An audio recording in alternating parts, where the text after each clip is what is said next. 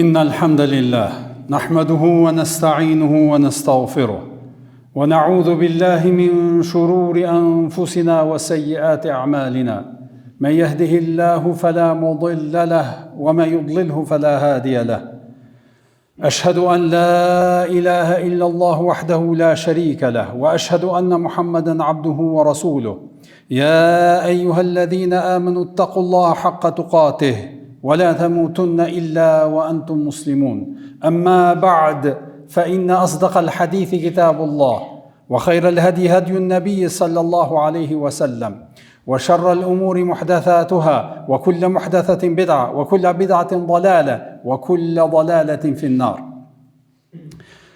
Lavdrimet më të sinqerta i takojnë vetëm Allahut të Madhreshëm. Vetëm atë falenderojmë dhe vetëm prej tij ndihmë e falë kërkojmë. Atë që udhëzon Allahu i plot fuqishëm s'ka askush mund ta humbë, dhe atë që Allahu i madhruar e devijon s'ka askush mund ta drejtojë në rrugën e drejtë. Dëshmoj e deklaroj se nuk ka asnjë zot që meriton të adhurohet me të drejtë përveç Allahut, i cili është një i vetëm, nuk ka ortak. Dhe dëshmoj e deklaroj se Muhamedi sallallahu alaihi wasallam ishte i dërguari i tij i fundit, i cili na përcolli shpalljen, Kur'anin famlar. Salavatet dhe selamet, lavdrimi dhe paqja qofshin mbi të, familjen e tij, shokët e tij dhe mbi të gjithë ata besimtar musliman që pasojnë rrugën e tij dhe udhëzohen me sunetin e tij deri në ditën e gjykimit. Të nderuar vëllezër besimtar, në hutben të cilën e lam pas, kemi folë për mekanizmat me të cilat e luftojmë neglizhencën tonë posaçërisht para Ramazanit. E theksuam rrezikun e shprehjes pastaj, për arsye se me këtë i bëjmë, pra i shtyjmë punë tona dhe fatkeqësisht edhe jesim shumë punë edhe vepra pa i kryer. Shpresojmë se vërtet kemi kuptuar gjatë hutbes kaluar ato gjëra të cilat i kemi shpjegu dhe rreziqet nga të cilat duhet të ruhemi, dhe inshallah kemi vendosur që t'i ndërmarrim hapat konkret dhe t'a largojmë nga vetja jonë këtë zakon jo të mirë që t'i shtyjmë punët deri në momentin e fundit. Por ajo që është shumë e rëndësishme me e pas parasysh vëllezër të nderuar është se për njeriu është shumë e rëndësishme ndërgjegjësimi, me e kuptu realitetin e gjërave. Por kjo nuk ka kurfar efekti nëse ky ndërgjegjësim nuk pasohet me aktivizim edhe me punë konkrete, me plan konkret. Dhe prandaj nga sot vëllezër të nderuar, në këto pak ditë që na ka mbet para Ramazanit, duhet të kalojmë me veprime konkrete në ato praktike të përgatitjes edhe para përgatitjes për Ramazan, nëse dëshirojmë me qenë prej atyre të cilët vërtet përfitojnë ashtu siç duhet dhe e realizojnë ndryshimin.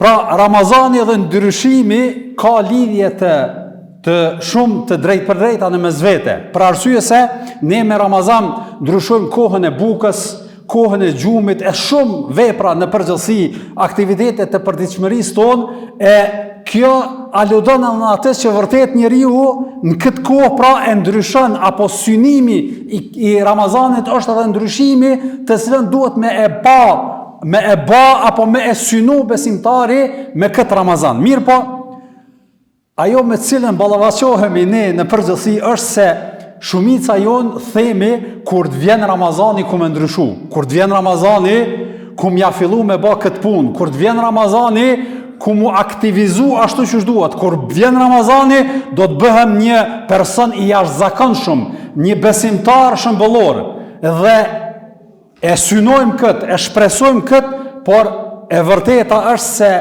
puna nuk ndalet vetëm me këtë shpresim edhe me këto fjalë të cilat i themi apo ja bëjmë qefin vetes. Pra puna është më serioze se vetëm i thon këto fjalë. Ramazani vëllezër të nderuar nuk është fabrikë që prodhon njerëz të mirë, që me futjen e njeriu në Ramazan automatikisht del një njeri ndryshe. Pra një njeri i mirë. Jo, mos e prit Ramazanin si një shpëtim automatik. Për arsye se Ramazani në fakt është pasqyre jotja që ti reflekton pastaj edhe manifeston brendësinë tane. E dëgjoni çka thot Zoti i Madhërisht në lidhje me këtë në Kur'anin famlar, thot Inna Allaha la yughayyiru ma biqaumin hatta yughayyiru ma bi anfusihim. Përkthimi në surën Ar-Ra'd, ajetin 11, thot Zoti i Madhërisht, vërtet Allahu nuk ndryshon gjendjen e një populli derisa ata mos ta ndryshojnë veten e tyre. Edhe po kuptojmë që vërtet ndryshimi fillon me veten tane. Piknisja nuk është Ramazani. Piknisja është vetja jote.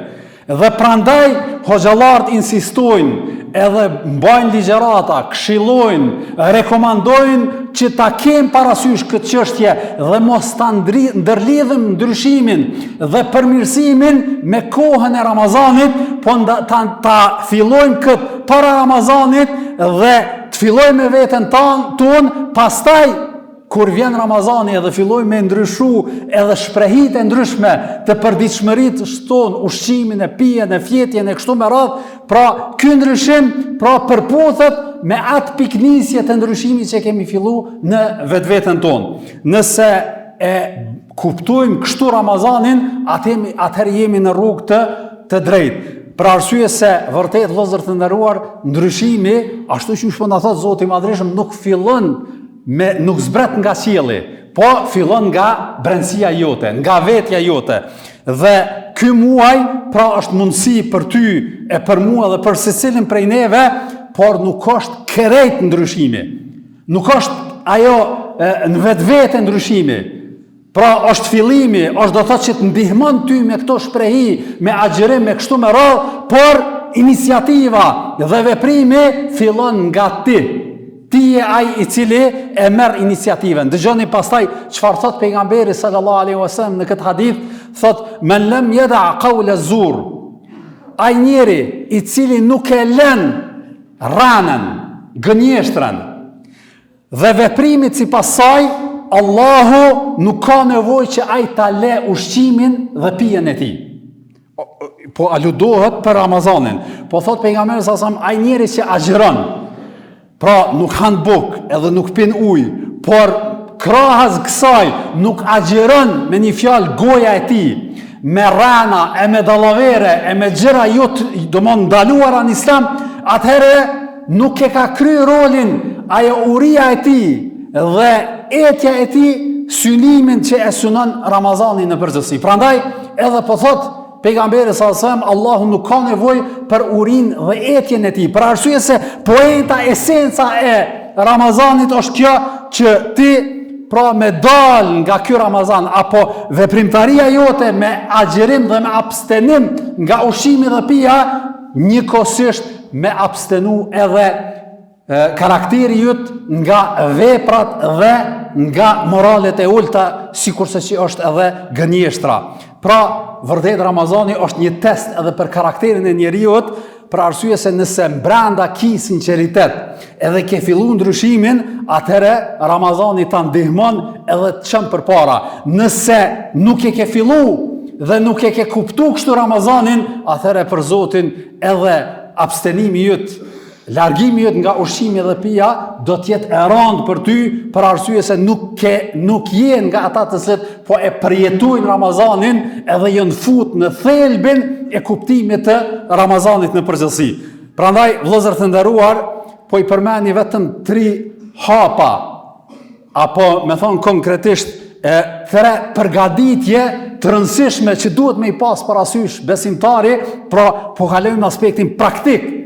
Nëse dojmë me qenë prej atyre që arrin suksesin në Ramazan. Cili është hapi i parë? Hapi i parë është përgatitja e zemrës. Për arsye se tham Ramazani nuk fillon me stomak, që me najt und, po fillon me zemrën tënde.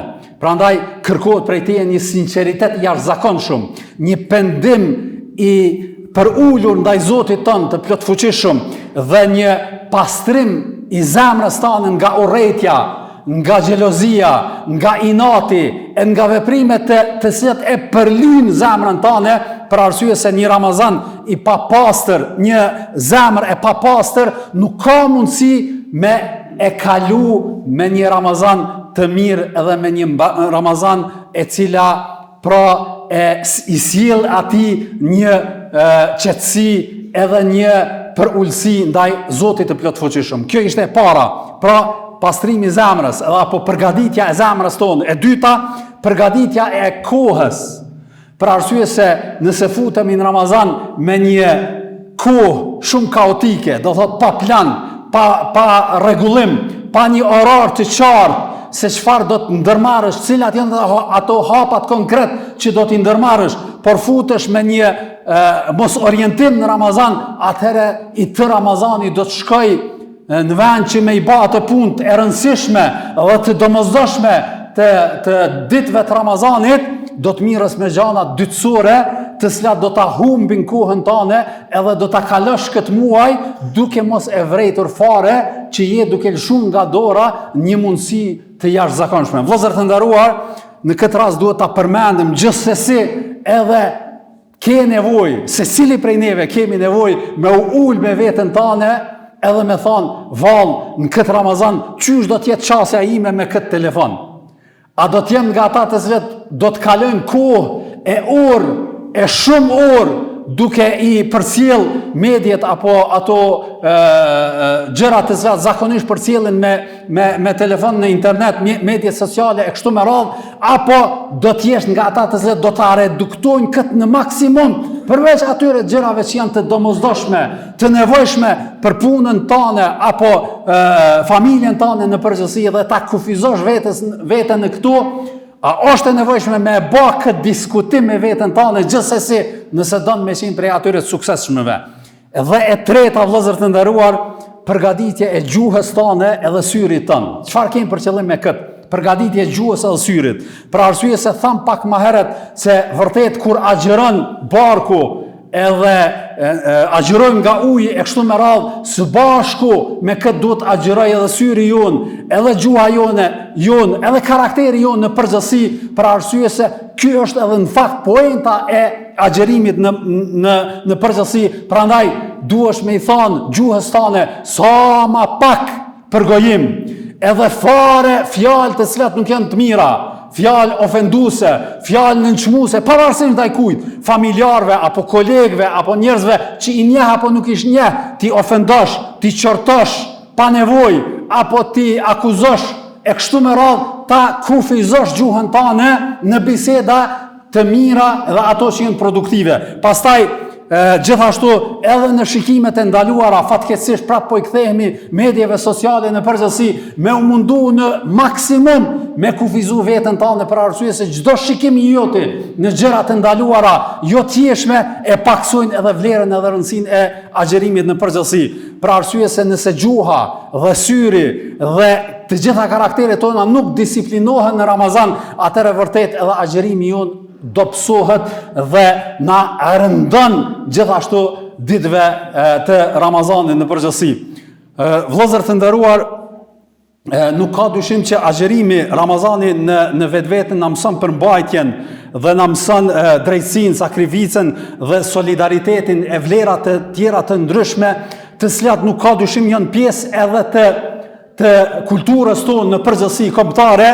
Në këtë rast duhet ta përmendim edhe atë që edhe pak ditë kemi para vetes një datë 17 shkurti që shënon edhe ditën e pavarësisë së Republikës Kosovës, prandaj edhe është e rrugës, është e nevojshme që ta kujtojmë këtë moment, për arsye se nuk është një moment i thjeshtë, është një moment i jashtëzakonshëm për atë që ka bë edhe që ka sakrifiku populli jonë për me arrit këtë liri të cilën po e përjetojmë sot. Prandaj vëllezër të nderuar, duhet ta kemi parasysh se kjo pavarësi nuk erdhi rastësisht, por erdhi pas dekadave të ndryshme të shtypjeje, mohimit të drejtave, për ndjekje të ndryshme dhe të një lufte të denjë çlirimtare që kanë bë bijtë dhe bijat tona në përgjithësi.